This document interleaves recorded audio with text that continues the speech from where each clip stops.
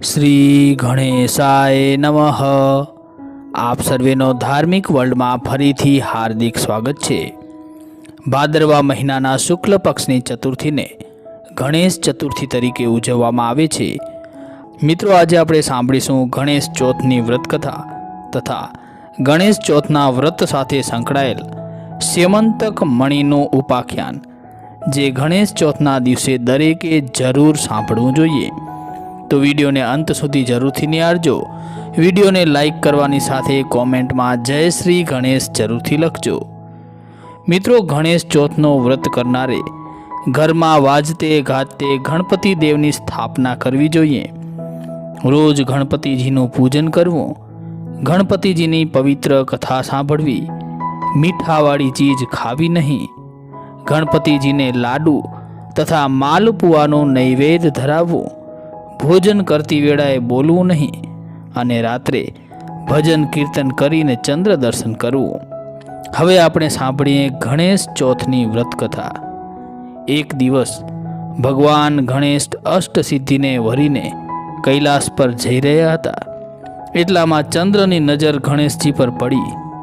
ગણેશજીની મોટી ફાંદ, લાંબી સૂંઢ અને ગોળ મટોળ દેહ જોઈ અને ચંદ્ર ખડખડાટ હસવા લાગ્યો અને તેમની મસ્કરી કરવા લાગ્યો। આથી ગણપતિજી ચંદ્ર ઉપર ખૂબ જ ગુસ્સે થયા અને શાપ આપતા બોલ્યા, ચંદ્ર, તને તારા રૂપનું અભિમાન આવી ગયું છે। તે આજે મારી મસ્કરી કરી અને મને ઉશ્કેર્યો છે, માટે તને મારો શાપ છે કે આજના દિવસે એટલે કે ભાદરવા સુદ ચોથને દિવસે કોઈ તારી સામે જોશે નહીં, અને જો કોઈ ભૂલે ચૂકે જોશે તો તેના પર અણધારી આફત આવશે। ગણપતિજીનો શાપ સાંભળીને ચંદ્ર ધ્રુજી ઉઠ્યો। એ તો બીકનો માર્યો જળમાં રહેલા કમળમાં છુપાઈ ગયો। આથી ચારે કોર અંધકાર છવાઈ ગયો અને હાહાકાર મચી ગયો।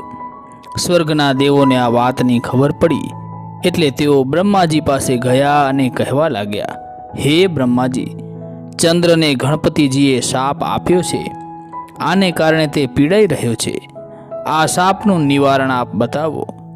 બ્રહ્માજી બોલ્યા, ગણપતિજીનો શાપ કદી મિથ્યા જતો નથી, છતાં એમને પ્રસન્ન કરવા માટે એમનું ગણેશ ચોથનું વ્રત કરવું જોઈએ। આ વ્રત સી રીતે કરાય? ત્યારે બ્રહ્માજી બોલ્યા, આ વ્રતમાં ગણપતિજીની કોઈ પણ ધાતુની મૂર્તિ બનાવીને ગણપતિજીની સ્થાપના કરવાની અને તેમની વિધિવત પૂજા કરવાની, નૈવેદ્યમાં લાડુ કરીને એમને ધરાવવાના। ચોથને દિવસે સાંજના સમયે ગણપતિજીની મૂર્તિ વાજતે ગાજતે નદીએ જઈને જળમાં પધરાવવાની। આ દિવસે બ્રાહ્મણોને જમાડી યથાશક્તિ દાન દક્ષિણા આપવા। આ વ્રત ભક્તિપૂર્વક કરવામાં આવશે તો ગણપતિજી અવશ્ય પ્રસન્ન થશે અને ચંદ્રને શાપમાંથી મુક્તિ મળશે। દેવોએ આ સંદેશો ચંદ્રને પહોંચાડ્યો। ભાદરવો મહિનો બેસતા ચંદ્રએ ગણેશ ચોથનું વ્રત શરૂ કર્યું।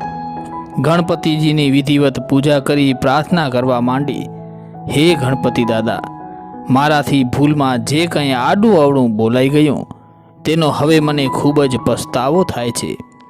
આપ તો દયાળુ છો, મને ક્ષમા કરો અને આપના શાપમાંથી મુક્ત કરો। ગણપતિ ચંદ્રની ભક્તિ જોઈને ખુશ થયા। તેઓ ચંદ્રને દર્શન આપતા બોલ્યા, હે ચંદ્ર, આખરે તને તારી ભૂલ સમજાઈ ગઈ, તેથી હું પ્રસન્ન થયો છું। તને મારા શાપમાંથી સંપૂર્ણ મુક્તિ તો નહીં મળે, પણ તારા વ્રતના પ્રભાવે હું તારો શાપ જરા હળવો બનાવું છું। જો કોઈ પણ વ્યક્તિ ભાદરવા સુદ બીજના ચંદ્ર દર્શન કરી અને પછી ચોથના દર્શન કરશે તો તેને કોઈ પણ જાતનું સંકટ નડશે નહીં, પણ જો કોઈ બીજના દર્શન કર્યા વગર ચોથના દર્શન કરશે તો તેને કલંક લાગશે। એ કલંક દૂર કરવા માટે જે કોઈ મારું ગણેશ ચોથનું વ્રત શ્રદ્ધાપૂર્વક કરશે તેની મારા ઉપર કૃપા ઉતરશે। હે ગણપતિ દાદા, તમે જેવા ચંદ્રને ફળ્યા તેવું તમારું વ્રત કરનાર, કથા સાંભળનાર, કહેનાર સૌ કોઈને ફળજો અને સુખ તથા સમૃદ્ધિ આપજો। મિત્રો, હવે આપણે સાંભળીએ ગણેશ ચોથ સાથે સંકળાયેલ સ્યમંતક મણિનું ઉપાખ્યાન।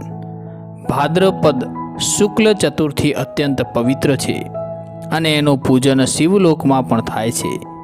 એ દિવસે ઉપવાસી રહી સ્નાન, દાન, પૂજન, અર્ચન આદિ કરવાથી ગણપતિ દેવના પ્રસાદથી વ્રતી 100 ગણું પુણ્ય પ્રાપ્ત કરે છે.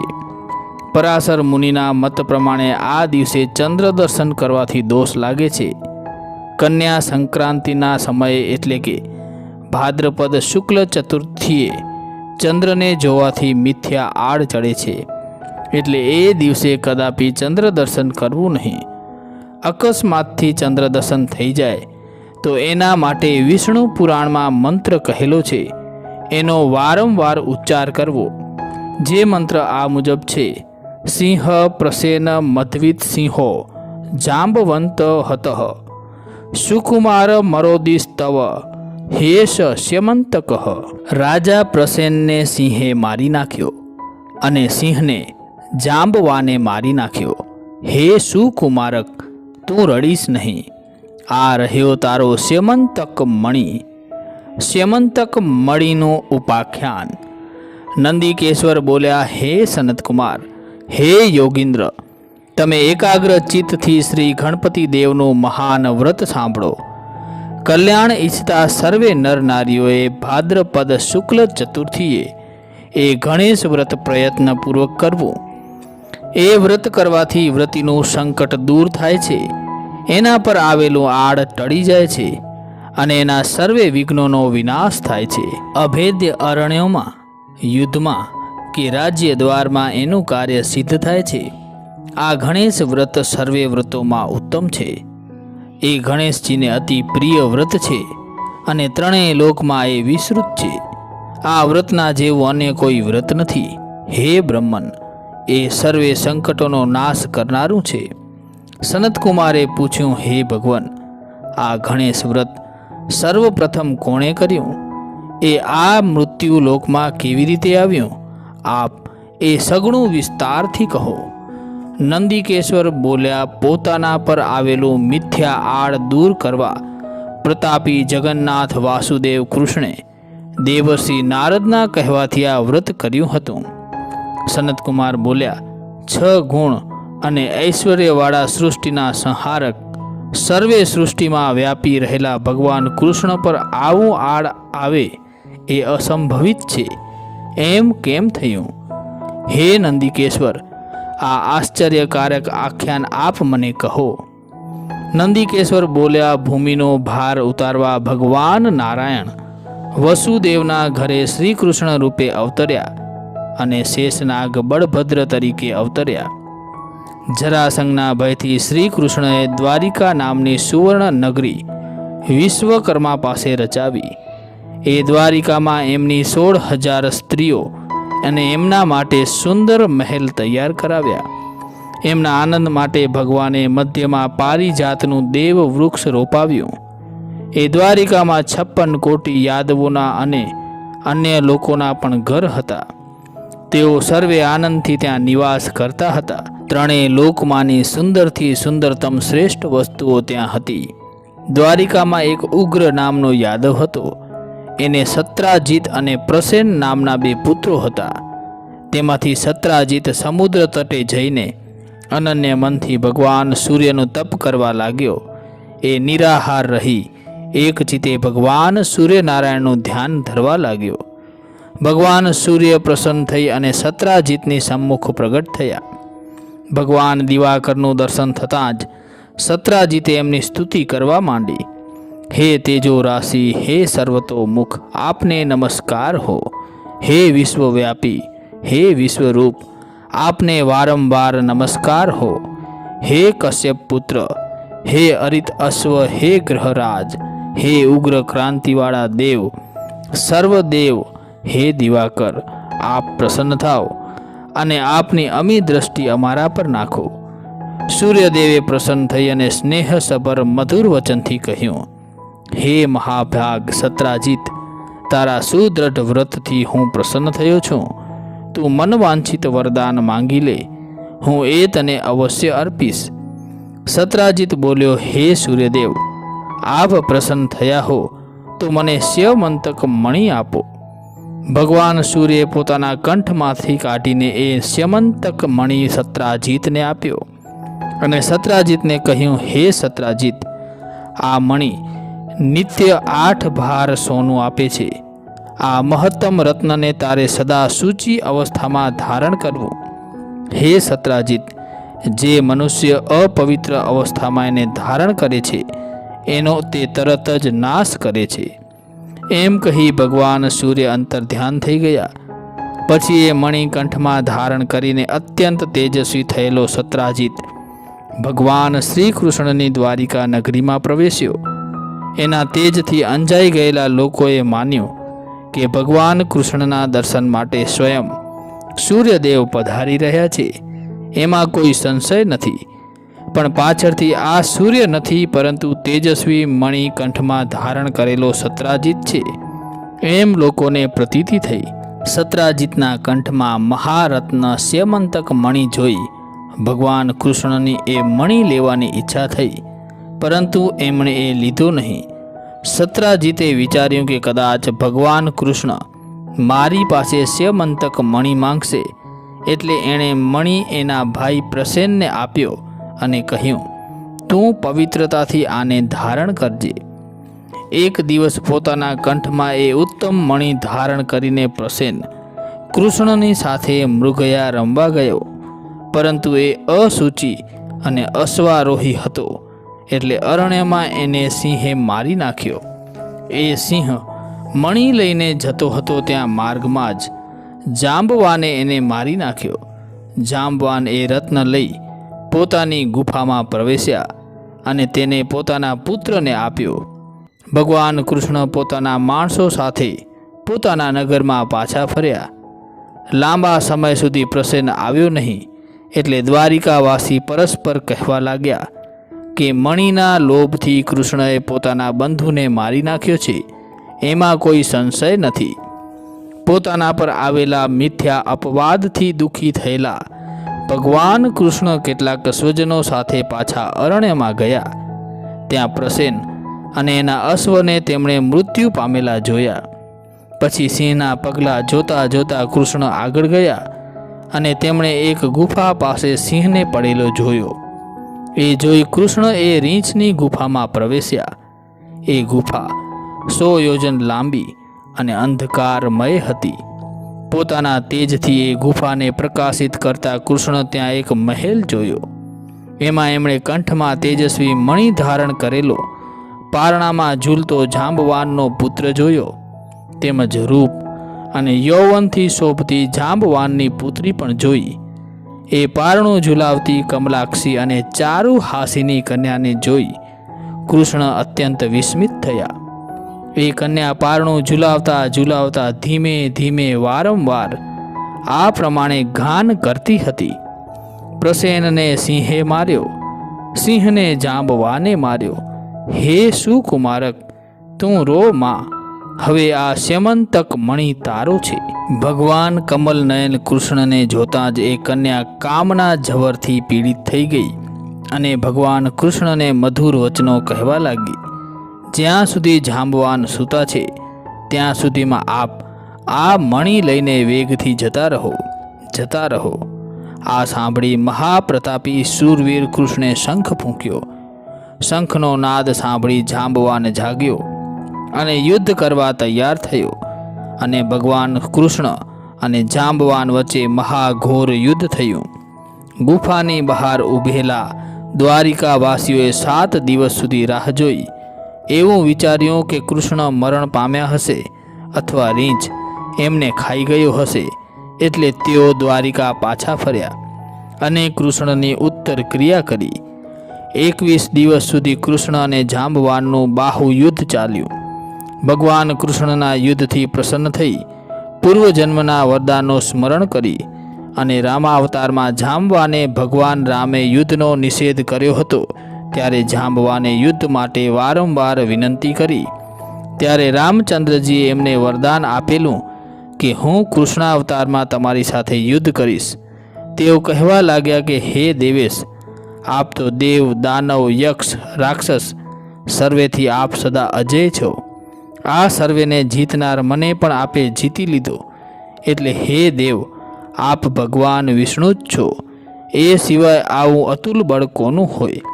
એ પછી પ્રસન્ન થઈ જાંબવાને સ્યમંતક મણી આપ્યો અને પોતાની પુત્રી જાંબવંતી પણ એમને પરણાવી.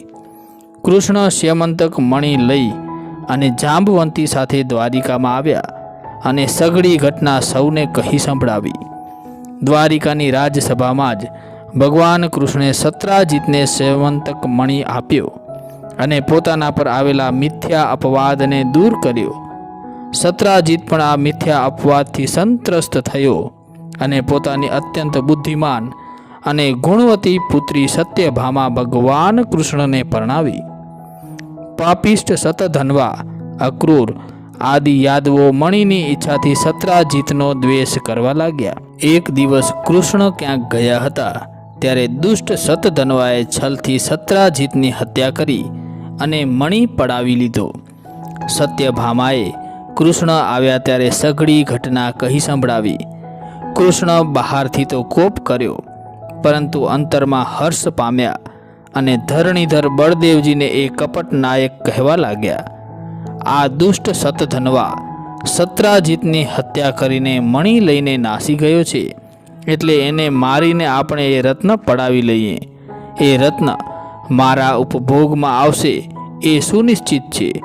આ વાત સાંભળતા જ ભય પામેલા સતધન્વાએ મણી અક્રૂરને આપી દીધો અને પોતે ઘોડી પર સવાર થઈ અને વેગથી દક્ષિણ દિશામાં ગમન કરી ગયો.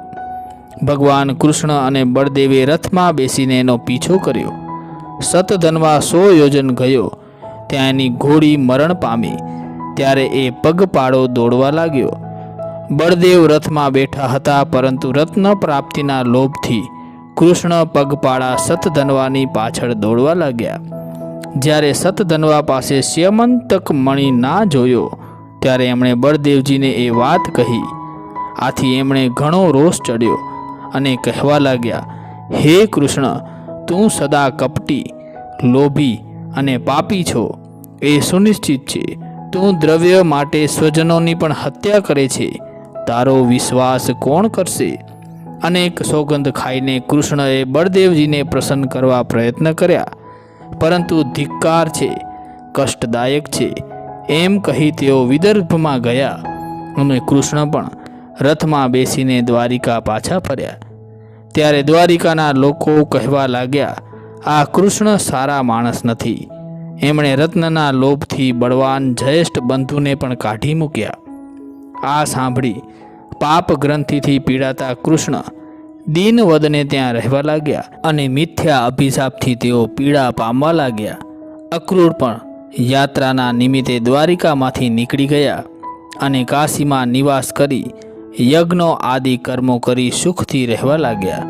તેમણે સુંદર મંદિરો નિર્માણ કરાવ્યા અને નગરની શોભા વધારી. જ્યાં સૂર્યના મણિ સ્યમંતકને સૂચિ અવસ્થામાં ધારણ કરવામાં આવે છે ત્યાં દુકાળ પડતો નથી, વ્યાધિ ફેલાતો નથી અને અન્ય ઉપદ્રવો થતા નથી. એ વાત તો નિશ્ચિત છે.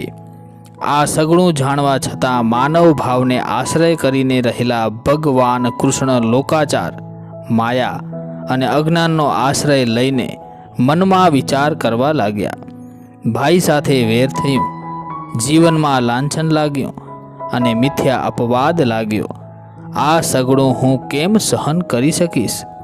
આમ ચિંતાતુર કૃષ્ણ બેઠા હતા ત્યાં દેવર્ષિ નારદ આવ્યા. ભગવાન કૃષ્ણની પૂજાનો સ્વીકાર કરી સુખાસન પર બિરાજીને તેઓ બોલ્યા, હે કેશવ, હે દેવ, આપ ખિન્ન કેમ છો? તમારા શોકનું કારણ શું છે? આ સાંભળી ભગવાન કૃષ્ણે દેવર્ષિ નારદને સઘળી ઘટના કહી સંભળાવી. દેવર્ષિ નારદ બોલ્યા, હે દેવ, તમને આ લાંછન કેમ લાગ્યું એનું કારણ હું જાણું છું. આપ ભાદ્રપદ શુક્લ ચતુર્થીએ ચંદ્ર દર્શન કર્યું છે, એટલે આ મિથ્યા લાંછન લાગ્યું છે. કૃષ્ણ બોલ્યા, હે દેવર્ષિ, એ દિવસે ચંદ્ર દર્શનથી 100 દોષ લાગે છે, જ્યારે દ્વિતીયાએ ચંદ્ર દર્શનથી શું ગુણ થાય છે એ સઘળું કહો. નારદજી બોલ્યા, રૂપના ગર્વથી છકી ગયેલા ચંદ્રને ગણનાથ ગણપતિએ શ્રાપ આપ્યો હતો. એના એ દિવસે દર્શનથી મનુષ્યો વૃથા નિંદાનો ભોગ બનશે. કૃષ્ણએ પૂછ્યું, હે દેવર્ષિ, આ સુધામય ચંદ્રદેવને ગણનાથે શા માટે શાપ આપ્યો? આ ઉત્તમ કથા મને સંપૂર્ણ રીતે કહો. નારદ બોલ્યા, પૂર્વે ભગવાન શંકરે ગણપતિ દેવને ગણોના અધિપતિ પદે સ્થાપ્યા. પ્રજાપતિ બ્રહ્માએ એમને અણિમા, મહિમા, લધિમા, ગરિમા, પ્રાપ્તિ, પ્રાકામ્ય આદિ અષ્ટ મહાસિદ્ધિઓ ભાર્યાના રૂપમાં અર્પી એમની પૂજા કરી અને એમની સ્તુતિ કરતા કહેવા લાગ્યા, હે ગજવદન, હે ગણાધ્યક્ષ લંબોદર, વરદાતા વિઘ્નેશ દેવેશ, હે સૃષ્ટિના સંહારક, જે કોઈ પ્રયત્નપૂર્વક મોદક સહિત આપની પૂજા કરશે એ વિઘ્ન રહિત સર્વે સિદ્ધિઓ પ્રાપ્ત કરશે, એમાં કોઈ સંશય નથી. ગણાધ્યક્ષ ગણપતિ દેવનું પૂજન કર્યા વગર જે કોઈ સિદ્ધિની ઈચ્છા કરશે તેને કરોડો કલ્પ થઈ જશે, છતાં સિદ્ધિ મળશે નહીં. આપની ભક્તિથી જ વિષ્ણુ જગતનું પાલન કરે છે, સંહાર કરે છે અને હું જગતનું સર્જન કરું છું. બ્રહ્માજીની સ્તુતિથી પ્રસન્ન થઈ દેવદેવેશ ગજાનને કહ્યું, તમારા મનમાં હોય તે વરદાન માંગો, હું તમને અવશ્ય અર્પીશ. બ્રહ્માજી બોલ્યા, હે જગત પ્રભુ, મારું સૃષ્ટિનું સર્જન કાર્ય નિર્વિઘ્ને ચાલતું રહે તથાસ્તુ કહી હાથમાં મોદક રાખી ગણપતિજી બ્રહ્મલોકમાંથી આકાશ માર્ગે ધીમે ધીમે ગમન કરતા કરતા ચંદ્રલોકમાં આવ્યા અને ત્યાંથી આગળ વધતા હતા ત્યાં રૂપના મદથી ગર્વિત થયેલા ચંદ્રએ ગણનાથનો ઉપહાસ કર્યો. એ જોઈ કોપથી લાલ નેત્રોવાળા ગણનાથે ચંદ્રને શાપ આપ્યો, હે ચંદ્ર, હું દર્શનીય છું, સ્વરૂપવાન છું, સુંદર છું એવો તને ગર્વ છે, પરંતુ એ ગર્વનું ફળ તું શીઘ્ર જ પામીશ. હે પાપી, તારું આજથી કોઈ દર્શન કરશે નહીં. જે કોઈ પ્રમાદથી તારું દર્શન કરશે તે મિથ્યા અભિશાપનો ભોગી બનશે, એ નિશ્ચિત છે. આ ભયંકર શાપ સાંભળી સર્વત્ર હાહાકાર વ્યાપી ગયો. ચંદ્રનું મુખ મ્લાન થઈ ગયું અને તે જળમાં કુમુદ નામના કમળમાં ઘર કરીને રહેવા લાગ્યો. ત્યાં દેવર્ષિઓ, ગંધર્વો, દેવો સર્વે નિરાશ થઈ ઇન્દ્રને આગળ કરી દીનવદને બ્રહ્માજી પાસે ગયા અને ચંદ્રને ભગવાન ગણેશે આપેલા શાપનું વર્ણન કર્યું. એટલે પિતામહ બ્રહ્મા વિચાર કરીને બોલ્યા, હે દેવરાજ, ગણેશના શાપને મિથ્યા કરવા વિષ્ણુ, શંકર કે હું સમર્થ નથી, તો અન્ય કોણ સમર્થ હોય? માટે તમે સૌ ગણેશના શરણમાં જાઓ, એ દેવે શાપ દૂર કરશે, એમાં કોઈ સંશય નથી. દેવો બોલ્યા, હે પિતામહ, કે આ ઉપાયથી ભગવાન ગણેશ પ્રસન્ન થાય અને વરદાન આપે તે અમને કહો. બ્રહ્માજી બોલ્યા, પ્રયત્નપૂર્વક દેવેશ ગણેશનું ચતુર્થીએ પૂજન કરવું, વિશેષ કરીને કૃષ્ણ ચતુર્થીએ ગણેશનું વ્રત કરવું અને રાત્રિએ ભોજન કરવું. એમને માલપુઆ અને ઘીથી લચપત્તા લાડુ નૈવેદ્યમાં ધરવા, પછી મૌન રહી મિષ્ટાન સહિત પોતે ભોજન કરવું. બ્રાહ્મણને સુવર્ણની ગણેશ પ્રતિમા દાનવા આપવી અને યથાશક્તિ દક્ષિણા આપવી, એમાં દ્રવ્ય લોભ કરવો નહીં. આ પ્રમાણે સાંભળીને દેવોના કહેવાથી બૃહસ્પતિ ચંદ્રની પાસે ગયા અને બ્રહ્માજીએ જે કહ્યું હતું તે કહી સંભળાવ્યું. ચંદ્રએ બ્રહ્માજીએ કહેલી વિધિ પ્રમાણે ભગવાન ગણેશનું વ્રત કર્યું, એટલે તેઓ પ્રસન્ન થયા અને સન્મુખ પ્રગટ થયા. આનંદિત અને ક્રીડા કરતા ભગવાન ગણેશને જોઈ ચંદ્રએ એમની સ્તુતિ કરી, હે વિભો, આપ વિધાતા બ્રહ્માના પણ કારણ છો, આપ સર્વજ્ઞા છો, આપ પ્રસન્ન થાઓ. હે દેવેશ, હે જગન્નિવાસ, હે ગણેશ, હે લંબોદર, હે વક્રતુંડ, હે બ્રહ્મા, તેમજ ભગવાન નારાયણથી સંપૂજિત હે ભગવાન, ગર્વથી હું આપની તરફ હસ્યો હતો. હે ગણનાયક, આપનું પૂજન ન કરનારા વિમૂઢોની કદાપી કાર્યસિદ્ધિ થતી નથી, તેઓ ભાગ્યહીન થાય છે. હે ભગવાન, મેં આપનો પ્રભાવ જાણ્યો છે. આપના તરફ ઉદાસીન સદા પાપી છે અને એનો સર્વદા નરકમાં નિવાસ થાય છે. હે હેરંબ, હે લંબોદર, હે કરુણાસાગર, મારો અપરાધ ક્ષમા કરો. ચંદ્રની આર્જવયુક્ત સ્તુતિ સાંભળી ભગવાન ગણેશ બોલ્યા, હું પ્રસન્ન થયો છું. હે નિશાનાથ, તું વરદાન માંગ તારા મનની ઈચ્છા હું પરિપૂર્ણ કરીશ. ચંદ્ર બોલ્યો, હું પુનઃ લોકોને દર્શન યોગ્ય બનું અને મારો શાપ નષ્ટ થાય એવું હે ગણનાયક મને વરદાન આપો. ભગવાન ગણેશ બોલ્યા, આ વરદાન હું તને આપીશ નહીં, તું અન્ય વરદાન માંગ. ત્યાં બ્રહ્માદિ દેવોનો સમૂહ આવ્યો અને ભગવાન ગણેશને પરમ આર્જવયુક્ત વિનંતી કરવા લાગ્યો. હે ગણપતિ દેવ, અમે આપને પ્રાર્થના કરીએ છીએ, આપ ચંદ્રને શાપથી મુક્ત કરો. બ્રહ્માજીના ગૌરવનું સન્માન કરીને અને દેવોની વિનંતીને ધ્યાનમાં લઈને ભગવાન ગણેશે ચંદ્રને શાપ મુક્ત કર્યો અને કહ્યું, હે ચંદ્ર, ભાદ્રપદ શુક્લ ચતુર્થીએ જે કોઈ તારું દર્શન કરશે એને 1 વર્ષ સુધી મિથ્યા અપવાદ લાગશે, એમાં કોઈ સંશય નથી. જેનો માસના આરંભથી એટલે કે ભાદ્રપદ શુક્લ દ્વિતીયાએ તારું દર્શન કરશે એમને કોઈ દોષ લાગશે નહીં. એટલે જ લોકો ભાદ્રપદ શુક્લ દ્વિતીયાએ પરમ આદરથી ચંદ્ર દર્શન કરે છે. એ કલાધર ચંદ્રએ ફરીથી પૂછ્યું, હે ગણનાયક, આપ કયા ઉપાયથી પ્રસન્ન થાવ છો તે કહો.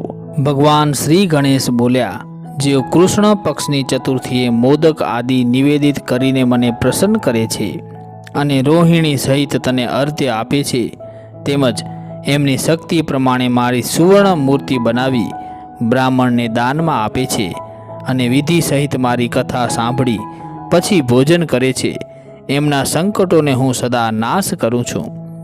ભાદ્રપદ શુક્લ ચતુર્થીએ સુવર્ણની પ્રતિમા બનાવવાની સ્થિતિ ના હોય તો મારી માટીની પ્રતિમા બનાવી પુષ્પાદિ ઉપચારોથી એમનું પૂજન કરવું, બ્રાહ્મણોને ભોજન કરાવવું અને રાત્રે જાગરણ કરવું. ધાન્યના ઉપર છિદ્ર રહિત અખંડ ઘડાનું સ્થાપન કરવું, એના પર યથાશક્તિ સુવર્ણની મારી પ્રતિમા પાત્રમાં પ્રસ્થાપિત કરવી, એના પર 2 વસ્ત્ર ઓઢાડવા અને પુષ્પાદિ ઉપચારોથી પૂજા કરી મોદકનો નૈવેદ્ય ધરાવવો. એ પછી મારી સમીપમાં રોહિણી સહિત તારી રજતની પ્રતિમાની સ્થાપના કરી પૂજા કરવી.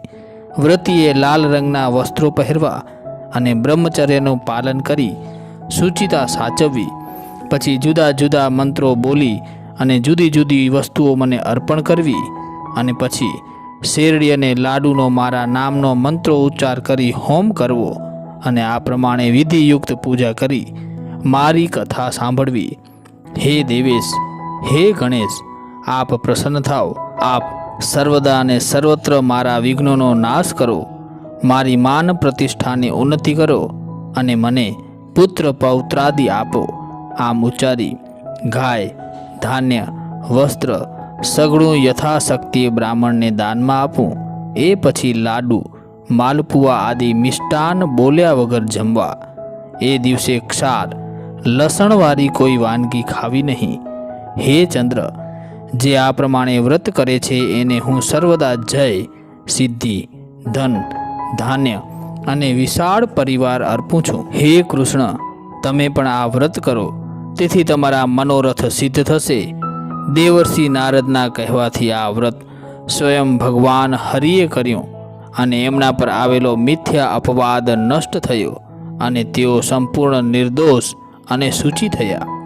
હે કૃષ્ણ, તમારું આ સ્યમંતક મણિનું જે કોઈ આખ્યાન સાંભળશે અને ચંદ્રનું ચરિત્ર સાંભળશે એને કોઈ દોષ લાગશે નહીં. ભાદ્રપદ શુક્લ ચતુર્થીએ જો દર્શન થઈ જાય તો એ દોષના નિવારણ માટે આ કથા સાંભળવી.